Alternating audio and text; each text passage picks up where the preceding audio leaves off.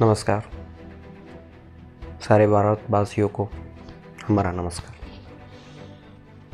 बहुत समय के बाद हमारे चैनल पे एक वीडियो आ रहा है। बस यही कहना चाहते हैं कि इस समय कोरोना काल का समय चल रहा है। सारे स्कूल, कॉलेज, कोचिंग सब कुछ बंद है। बच्चे घर पे बैठ गए हैं। बहुत सारे बच्चे ऐसे हैं कि ऑनलाइन क्लास नहीं कर सकते।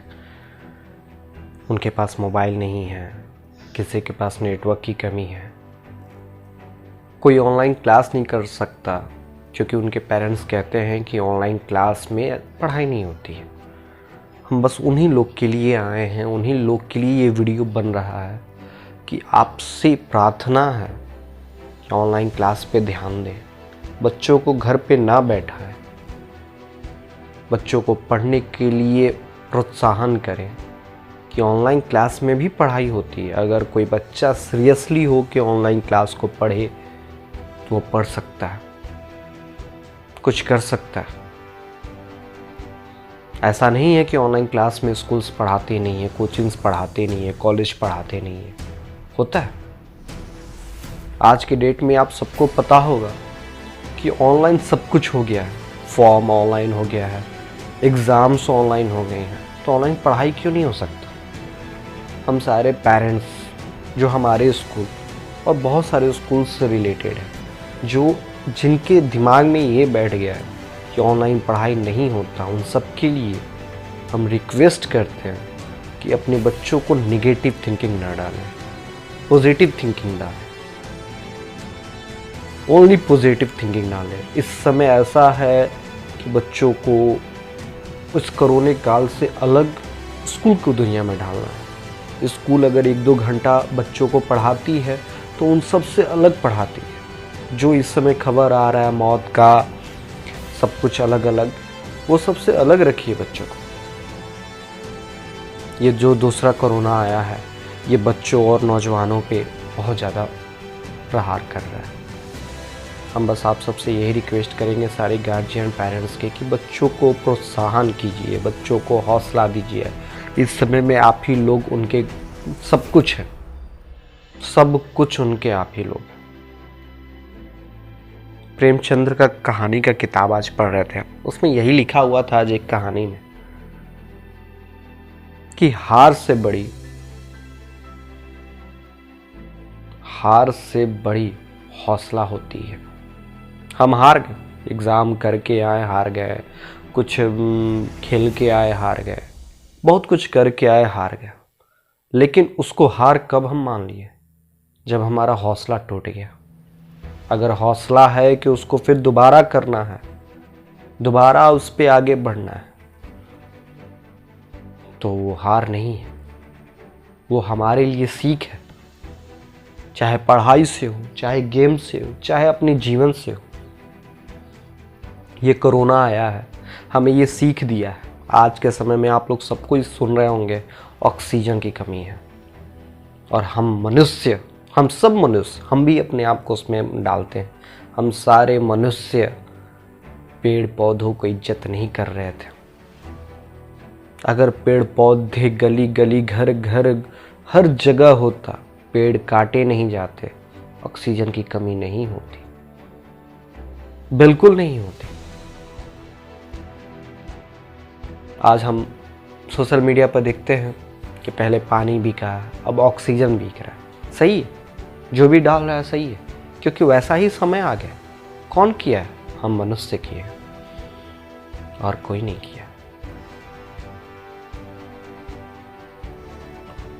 सारे घर के बच्चों से ये रिक्वेस्ट है, हमारे स्कूल के बच्चों से भी रिक्वेस्ट है कि आज के समय में पेड़ पौधे, अगर घर बैठे छोटा सा अपने आंगन में पौधा लगा दीजिए, उसको बड़ा कीजिए। वो ऑक्सीजन देगा, आपको छांव देगा। आपका घर का एक कट्ठा नहीं ले लेगा, आपकी क्या बोला जाता है, ज़मीन कम नहीं हो जाएगी। इसलिए आज सबसे यही रिक्वेस्ट है, सारे पेरेंट्स, बच्चों और सब नौजवान दोस्तों से ये रिक्वेस्ट है कि हम इस कोरोना काल से, पिछले वाले कोरोना काल से सीख लें। हम लोग गाली दे रहे हैं, चाइना ये कर दिया, वो कर दिया, ये कर दिया, वो कर दिया। कर तो दिया, संभाल पाया? नहीं। संभाला कैसे जा सकता है जब तक हम अपनी मेंटेलिटी को सही नहीं करेंगे, हम अपने थॉट को पॉजिटिव नहीं करेंगे। हम पैसे के पीछे भाग रहे, दौड़ रहे, दौड़ रहे, दौड़ रहे, पेड़ काटो, बेचो, पैसा मिलेगा, ये करो, पैसा मिलेगा, वो करो। आज ऐसा हो गया है कि गली गली लाश है, गली गली मौत हो रही है। पैसे से ज़्यादा जीवन इम्पोर्टेंट है। आज के डेट में सबको समझ में आ रहा है, लेकिन एक कहावत है कि घर के मुर्गी दाल बराबर। ये कहावत है कि जब तक हमारे ऊपर ना आए तब तक उस चीज़ को हम इज्जत, उस चीज़ को इम्पोर्टेंस नहीं देते। और जब हमारे सर पे आ जाता है, हमारे ऊपर वो चीज़ आ जाता है, तो हम रोने बैठ जाते हैं।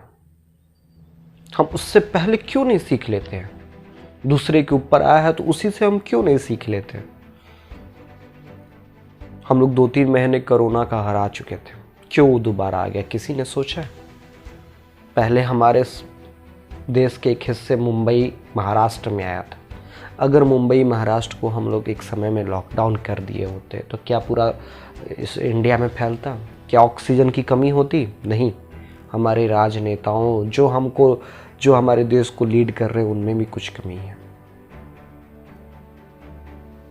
तो हम ज़्यादा नहीं कह सकते, बस इतना ही कहना चाहते हैं छोटे बच्चों, नौजवानों से कि आज की स्थिति को देखते हुए अपने भविष्य को तैयार करें।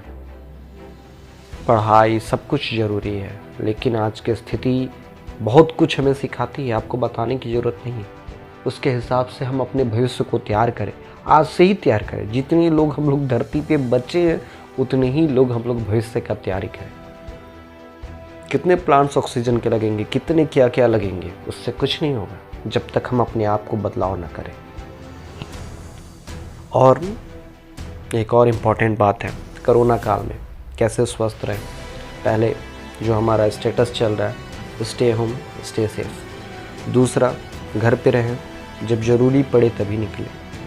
और घर पे रहते हुए जो इम्पोर्टेंट है अपने शरीर के लिए, जैसे हल्दी वाला दूध हो गया, जैसे गर्म पानी हो गया, भाप लेना हो गया, ये सब का सेवन करें और स्वस्थ रहें। हम और हमारा पूरा टीम आप सब भारतवासियों का यही निवेदन करती है, स्वस्थ रहें, सेफ रहें और दूसरों का ध्यान रखें और अपने धरती का, अपने पर्यावरण का ध्यान रखें।